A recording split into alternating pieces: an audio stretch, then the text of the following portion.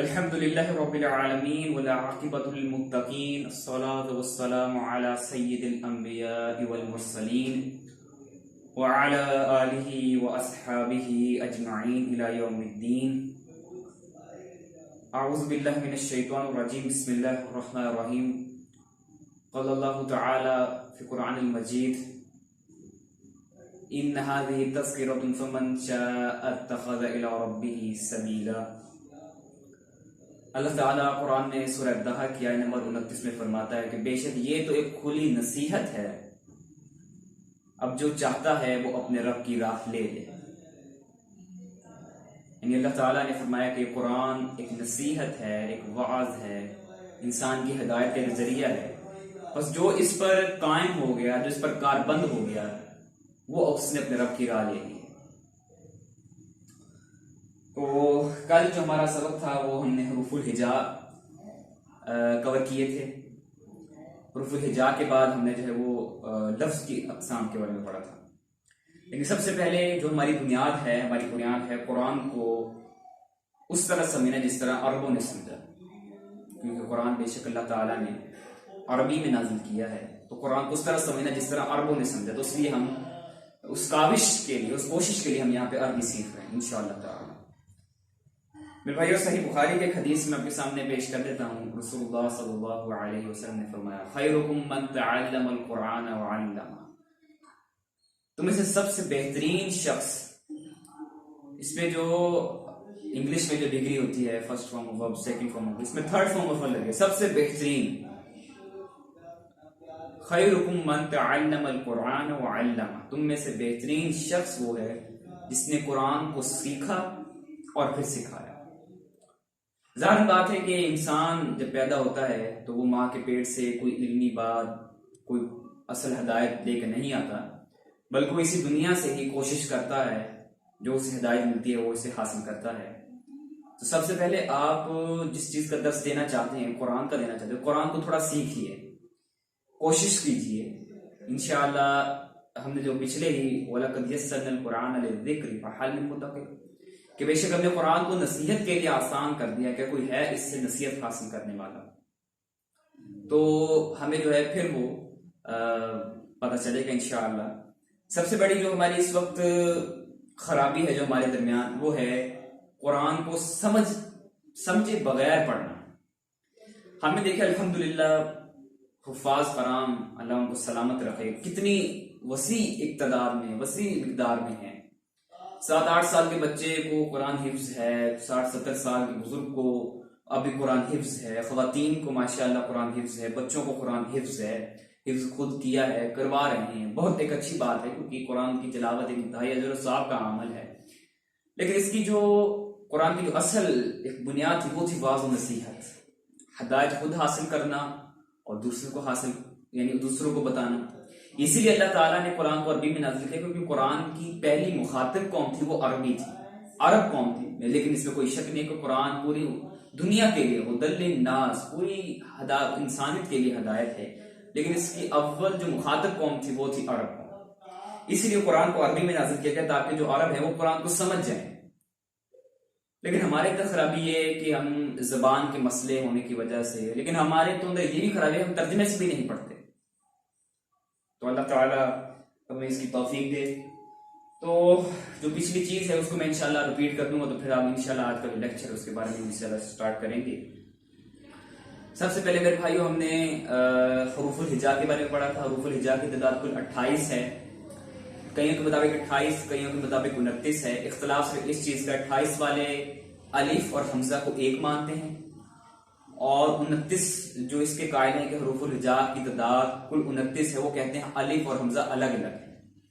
जो कहते हैं कि हुरूफुल हिजा की जो तादाद है वो 28 के नजदीक, जब अलिफ पर कोई हरकत, जबर, जेर, पेश, जज़म या सुकून, कोई भी इसमें हरकत आ जाए तो फिर अलिफ एज ए कंसीडर हमजा किया जाएगा, वो अलिफ नहीं किया जाएगा। इसकी मैंने मिसाल दी थी इक़रा, क्योंकि इसमें जो है वो अलिफ पर जज़म आती, सुकून आता है, इसलिए जो है वो इसमें जो है वो अलिफ एज ए हमजा के तौर पर कंसीडर किया जाएगा, उसे हमजा समझा जाएगा। उनके नजदीक जो कहते हैं हुरूफुल हिजा की तादाद 28 है।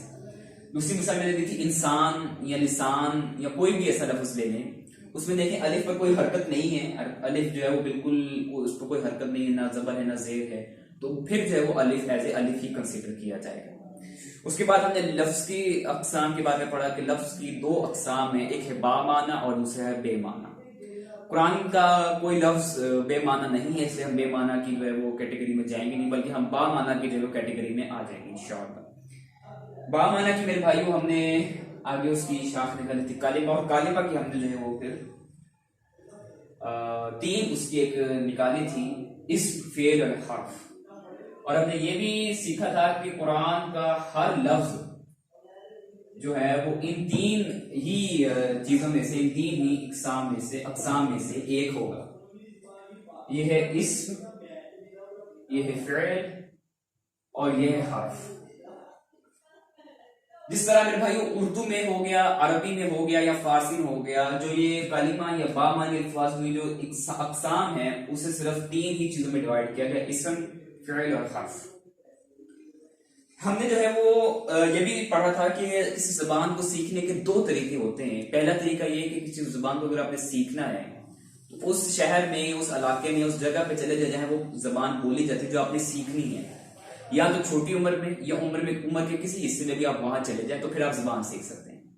लेकिन हमने जो है वो दूसरा तरीका अपनाया था। दूसरा तरीका ये था किसी सीखी हुई जुबान से किसी नई जुबान को सीखना। हमारे सीखी जुबान में हमारे क्या चीज है, हम उर्दू ले लेते हैं हमारी सीखी जुबान में, और एक हम इंग्लिश ले लेते हैं। ये दो जुबान हमें तकरीबन आती हैं। उर्दू भी हमारे तकरीबन इब्तिदा से ही जो है वो क्लास में पढ़ानी शुरू कर दी जाती हैं, और इंग्लिश भी हमारी पढ़ानी शुरू कर दी जाती है। अब देखिए यहाँ पे कितना लम्हा फिक्रिया है कि हम उर्दू और इंग्लिश की तरफ देखिए कितनी खासी तवज्जो देते हैं, लेकिन हमारी अरबी की तरफ, कुरान की तरफ इंतहाई जीरो जो है वो टेंशन है, जीरो उसकी तरफ तवज्जो है। तो यही है कि अल्लाह ताला इस कुरान के जरिए कईयों को बुलंदी देगा, जिस कुरान को अपना ओढ़ना बिछोना बनाएंगे, और अल्लाह ताला इस कुरान की वजह से कईयों को पस्त कर देगा जो कुरान से मुंह फेर लेंगे। और हमारा जो आज के हालात है वो है कुरान से हमने मुंह फेरा है। कुरान से मुंह फेरना गोया कि हमने अल्लाह ताला से मुंह फेर दिया, क्योंकि अल्लाह ताला ने जो लोगों को, जो इंसानों को जो हिदायत दी थी वो कुरान में बयान की है। अच्छा जी, तो उर्दू और इंग्लिश हमारी सीखी जुबानें हैं। उर्दू में भी जो है वो इसकी अकसाम जो है वो 3 है, लेकिन इंग्लिश में जो है वो इसकी 8 है। इंग्लिश में जो है उन्होंने इस्म, फ़िअल और हर्फ में नहीं किया, बल्कि उन्होंने जो है वो इसको मजीद 8 शाखों में कर दिया है। अब क्योंकि हम किसी सीखी जुबान से नई जुबान को सीख रहे हैं। अच्छा, इससे पहले जो है वो मेरे जहन से निकल गई। इंसान जब भी कोई काम करता है तो सबसे पहले वो अल्लाह ताला से मदद मांगता है, अल्लाह ताला का बाबरकत नाम से इब्तिदा करता है। तो उस्ताद मोहतरम जनाब आमिर सुहेल साहब, अल्लाह ताला उनकी उम्र दराज कर, अल्लाह ताला उनकी जो इस्लाम के लिए कोशिश है उनको कबूल फरमाए। तकरीबन आप समझ लें कि ग्रामर मैंने उन्हीं से सीखी है अल्हम्दुलिल्लाह। उन्होंने बहुत अच्छी दुआ की थी, तो वो भी मैं लिख देता हूँ इंशाअल्लाह। वो दुआ पढ़ें, इंशाअल्लाह बहुत बाअसर होगी, और अल्लाह ताला से जो है वो मदद मांगे। मैं दुआ पहले लिख देता हूँ, फिर इंशाअल्लाह इसके बाद जो है वो हम इसकी तरफ आएंगे। बिस्मिल्लाहिर्रहमानिर्रहीम। रब्बी, ऐ मेरा रब। अब इसमें तरह देखिए कि ये तो शायद अब आपको हरूफ या हरकत वाली में बात इल्म होनी चाहिए कि इधर लिखने में सिर्फ 2 हरूफ लिखे हुए हैं, एक है रा और एक है बा। लेकिन ये जो शब्द है इसका मतलब होता है कि इस हर्फ को 2 मरतबा पढ़ा जाएगा, इसीलिए ये रा, बा और फिर बा, यानी गोया के बा 2 मरतबा और रा 1 मरतबा, यानी टोटल 3 हर्फ हुए। क्योंकि शब्द का मतलब होता है, यानी जो इस शेर में कोई भी किसी हर्फ पर आपको ये अलामत मिले तो मतलब है कि उसको 2 मरतबा पढ़ना है। इसको शद वाली अलामत कहते हैं। तो रा हो गया रब्बी यस्सिर,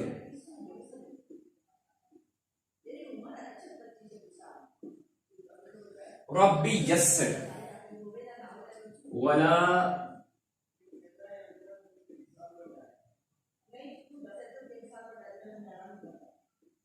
तुअस्सिर, ऐ मेरे रब आसानी फरमा तो मुश्किल ना फरमा।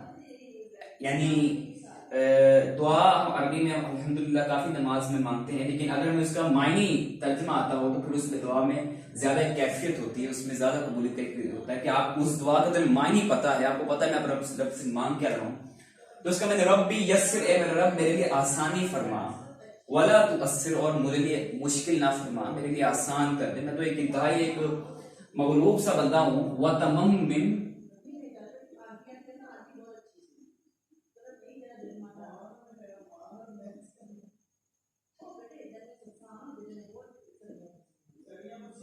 बिल खैर,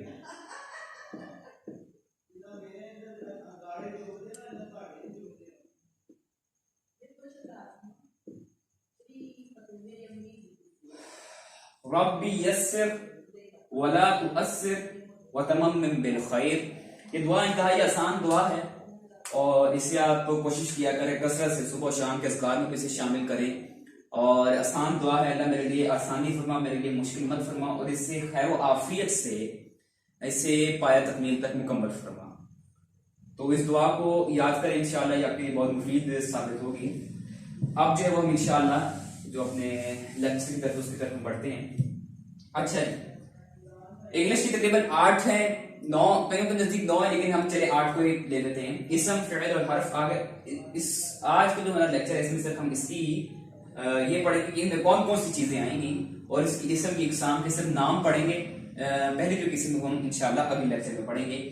अच्छा जी, तो इंग्लिश की आगे जी 8 अकसाम आ गई, 8 अकसाम इंग्लिश की आ गई। अब हम देखते हैं कि 8 अकसाम किन किन इन कैटेगरी में फॉल करेंगे, क्योंकि हमने एक जुबान सीखी हुई है, हमें पता है यार ये चीज ये है, तो अगर हम उस फॉर्मूले को इसमें अप्लाई करेंगे तो उम्मीद है इंशाल्लाह ये हमारे लिए मुफीद साबित होगा। तो सबसे पहले इंग्लिश का जो पहली जो उसकी किस्म है वो है नाउन। नाउन, नाम, वो इसम नहीं आता है, तो हम जो है वो यहाँ पे नाउन जो है वो लिख लेते हैं।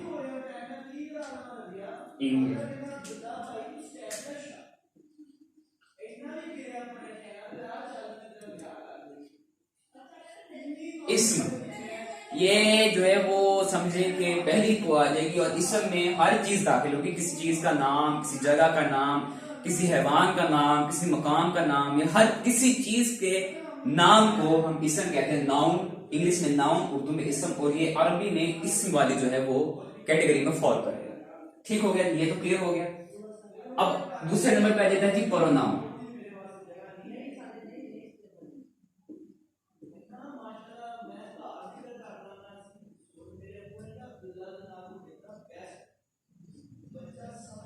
इसम की जगह, इसम की जगह जो ना इस्तेमाल किया जाए उसे हम प्रोनाउन कहते हैं। जैसे कि अगर हम इंग्लिश में कोई लिखे तो हम कहते हैं Ali is a very good boy, लेकिन जब हम अगले जुमले में जब आते तो हम लिखते हैं ही इज वेरी ऑनेस्ट।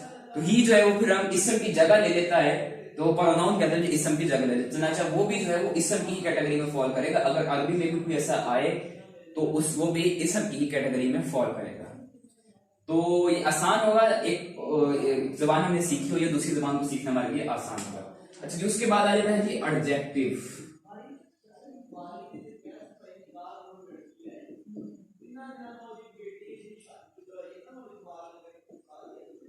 सिर्फ सिर्फ किसी चीज की, जैसे गुड, काइंड, अरबी में कहें सालिहा, या किसी किस्म की सिफ्त, मोमिन, काफिर, ये सिफ्त हैं हर इंसान की। तो ये भी जो है वो इसमें भी आएगी। इसम में सिफ्त जब आएगी अरबी जुबान में तो उसे हम इसम वाली कैटेगरी में फॉल करेंगे। ठीक हो गया जी, क्लियर हो गया। अच्छा जी, एडजेक्टिव के बाद अब आ जाएगा जी एडवर्ब।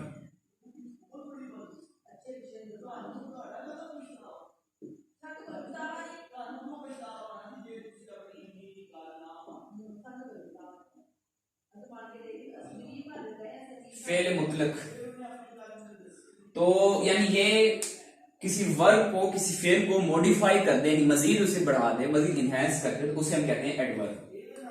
अच्छा जी, फेल क्या आ जाते हैं, फेल में तो फिर एक ही आएगा, वो होगा जी वर्ब।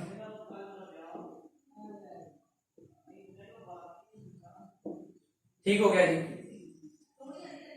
अब ये चीजें ये अरबी में भी आएंगी इस तरह। अरबी में जो उन्होंने मजीद इसमें इकसाम कर दे वो भी इंशाल्लाह हम पढ़ेंगे। हर्फ में आ जाएंगे। हर्फ में सबसे पहले आ जाती है जी प्रपोजिशन। क्योंकि हमने जो है वो इंग्लिश के जो अकसाम है हमने उसको इसमें अप्लाई करने की कोशिश की है, क्योंकि अरबी, उर्दू, फारसी में तीनों में जो तीन तीन अकसाम हैं। प्रपोजिशन के बाद आ जाएगा जी कंजक्शन। प्रपोजिशन आ गई इन, ऑफ, कंजक्शन आ गई एंड, बट। अब एक रह गया जी 4 5 6 7 8, आठवां जो है इंटरजेक्शन, सडन फीलिंग,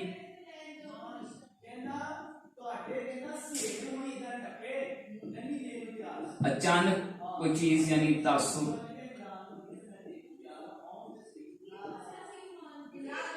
यानी अचानक इंटरजेक्शन, जैसे वो कोई सडन फीलिंग, अगर आपको सडन चीज देखे तो आप वो अल्फाज लफ्ज कहें, वो सब कहते हैं इंटरजेक्शन। तो ठीक हो गया, ये हमारा जो है वो मुकम्मल इस वक्त चीज बन चुकी है। इसमें यह आ जाती है 2 4 5 6 7 8 चीजें हमारी मुकम्मल हो गई है जी। और ये आपको आसानी देगी कि इस इसम किसी प्लेस, किसी जगह, किसी चीज, किसका नाम, जैसे पेन है, कलम है, ये भी इसम में आएगा। क्योंकि अगर आपने इंग्लिश की मदद से हम सीख रहे हैं या किसी उर्दू की मदद से हम सीख रहे हैं, क्योंकि हमने सीखी हुई जुबान से किसी नई जुबान को सीखना है, तो गोया कि फिर इसम भी इस अरबी वाले इसम की कैटेगरी में फॉल होगा। इसम की जगह पे अगर कोई लफ्ज इस्तेमाल किया जाए, ही, शी, इट, वो भी हम इसम वाली कैटेगरी में फॉल करेंगे। ठीक, हाजा, ये वो जो भी इसमें एडजेक्टिव, सिफत, किसी चीज की सिफत, कोई भी अगर कहें is very good, he is very bad, he is very kind, तो जो उसकी सिफत है वो भी हम एडजेक्टिव में लेके आएंगे। अरबी में वो आ जाएगा सालिहा, या कोई भी कह देंगे कुफर, मोमिन, या जिस किस्म की सिफत होगी वो आ जाएगी इसम। एडवर्ब इनहेंस कर दे, किसी वर्ब को मॉडिफाई कर दे, उसे हम कहते हैं जी एडवर्ब। इंटरजेक्शन, किसी सडन फीलिंग को, किसी चीज को अपने को खुशी में देखा है तो आपके मुंह से क्या लफ्ज निकलता है, फौरन एक गम, शॉक लगा है, फिर आप क्या लफ्ज कहते हैं, वो भी जो है वो इसम की कैटेगरी में फॉल करेगा। फेल में जी फेल आ जाएगा, किसी नाम का करना है होना जमाने में पाया जाए, फिर इसमें हम ज्यादा डिटेल में नहीं जाएंगे क्योंकि हमने इसम की टाइप की तरफ आना है। हर्फ में आ जाएगा जी प्रपोजिशन इन, ऑफ, कंजक्शन आ जाएगा जी एंड और बट। तो ये जो है वो मैंने कोशिश की है कि आपको तो इसका समझ आ जाएगा, स्केच आपके सामने बन गया कि ये चीजें जो इस चीज में आएंगी, ये इसमें आएगा और ये इसमें आएगा। अब जो है वो इंशाल्लाह हम जो है वो अब इसम की जो है वो अक़साम के बारे में, इक़साम एक कह करके जो लफ्ज पक चुका है, तो इसम की जो है वो अक़साम की तरफ हम इंशाल्लाह आएंगे और फिर इसम की अक़साम के बारे में हम पढ़ेंगे इंशाल्लाह ताला। अच्छा जी, इसम की अक़साम की तरफ आ जाते हैं कि इसम की जी 4 अक़साम हैं, वो मैं आपको अभी लिख देता हूं।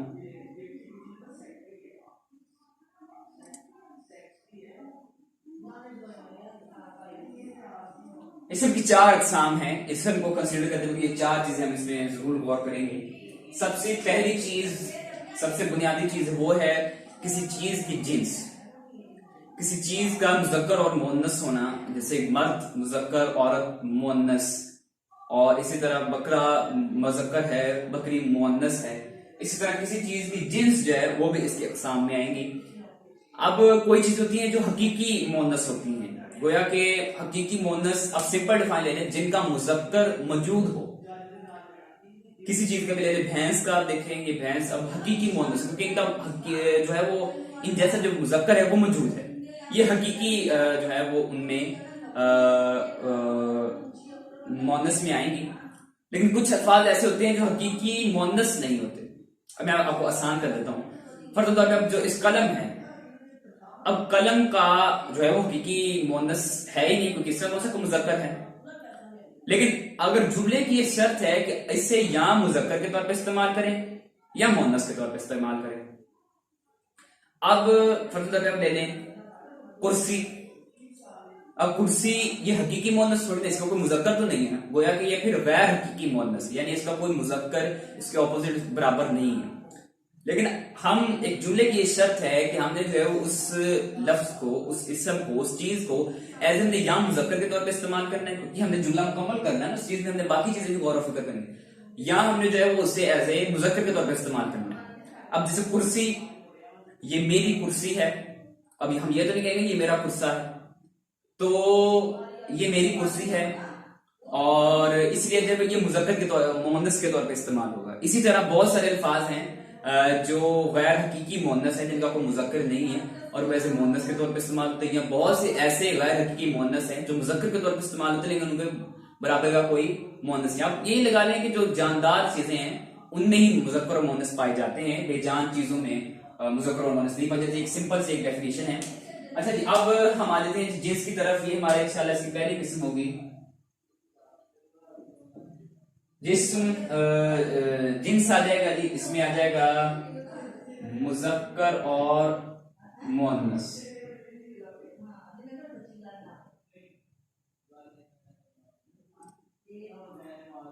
जेंडर आ जाएगा, मुज़क्कर और मुअन्नस। इससे भी हम इंशाल्लाह जो अगले जो लेक्चर है उसमें हम मुज़क्कर और मुअन्नस के बारे में इंशाल्लाह करेंगे। मुझे उम्मीद है इंशाल्लाह जब हम अगले लेक्चर को कंप्लीट करेंगे तो आप किसी लफ्ज भी जो कुरान का हो या हदीस का लफ्ज आपके सामने रखा जाएगा तो उसे इजी ग्रामर के लिए बता देंगे कि ये मुज़क्कर है या मुअन्नस इंशाअल्लाह। अच्छा जी, जिन्स के बाद होता है जी अदद। किसी चीज का अदद, जैसे मेरे पास फिलहाल ही एक कलम है, अब जो है वो मेरे पास 2 कलम है, तो गोया कि इसकी अदद जो है वो भी मैटर करेगी जुमले में बनाने के वक्त हमें जो इसकी जरूरत है। और ये चीजें उर्दू ग्रामर में जो बेसिक ग्रामर उसमें ही आपको बताई जाती है। अच्छा जी, अदद आ जाएगा जी दूसरे नंबर पर। अदद में आ जाएगा जी वाहद। वाहद नहीं है, ऐसा लफ्ज वाहिद है। इस तरह बहुत सारे अल्फाज हैं, शाहद शाहिद होता है, जाहद जाहिद होता है, तो इसी तरह ये वाहिद है, ये वाहद नहीं है।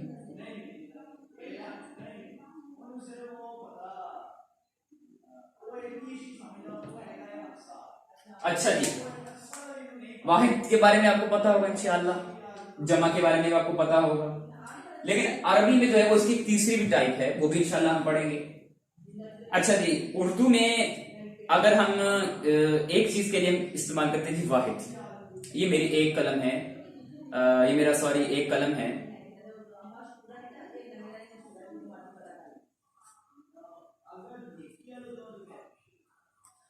अच्छा, उर्दू में हम इस तरह इस्तेमाल करते हैं, एक चीज के लिए हम एक वाहिद कहते हैं, जैसे एक कुर्सी। तो लेकिन जब एक से ज्यादा, 2 या 2 से ज्यादा चीजें हो तो उनके लिए हम इस्तेमाल करते थे जमा। लेकिन अरबी में जो है वो थोड़ा जरा एक और चीज इसमें ऐड की गई है, वो ये कि एक चीज के लिए अरबी में वाहिद एक ही इस्तेमाल होता है, एक चीज के लिए एक ही। लेकिन जमा जो है वो इसके 2 के लिए इस्तेमाल नहीं होता, बल्कि 2 के लिए इसके लिए एक और चीज इस्तेमाल होती है जो आपके लिए नहीं होगी, वो होता है जी मुसन्ना।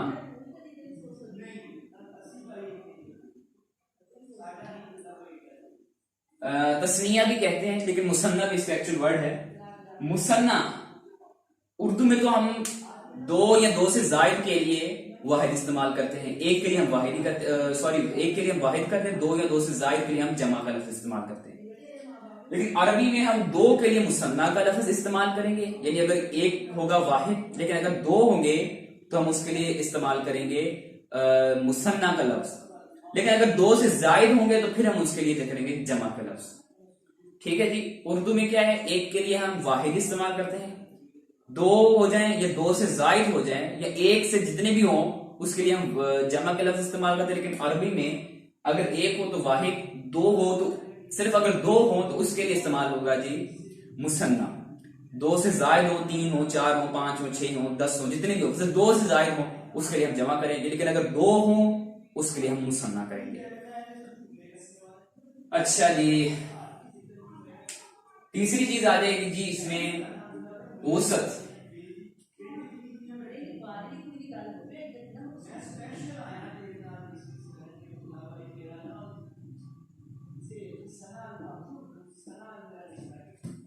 मारफा और नकरा,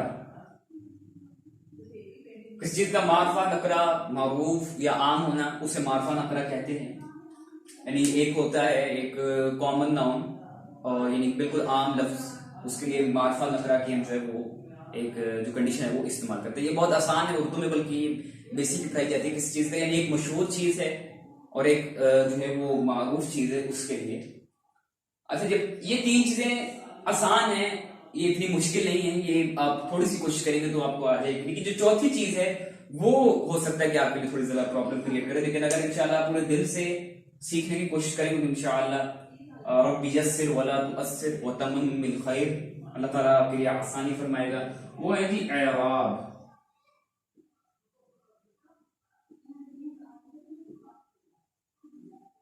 एराब की जो है वो तीन आगे जो है वो टाइप्स आ जाती हैं। पहली है जी मरफू,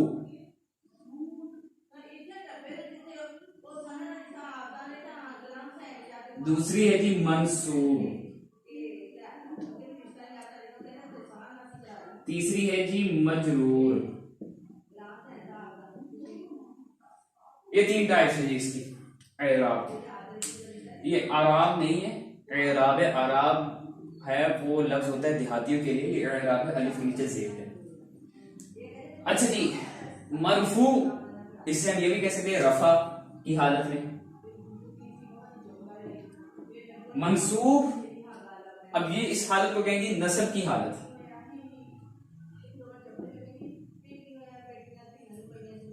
तीसरी चीज है मजरूर यानी हालत जर।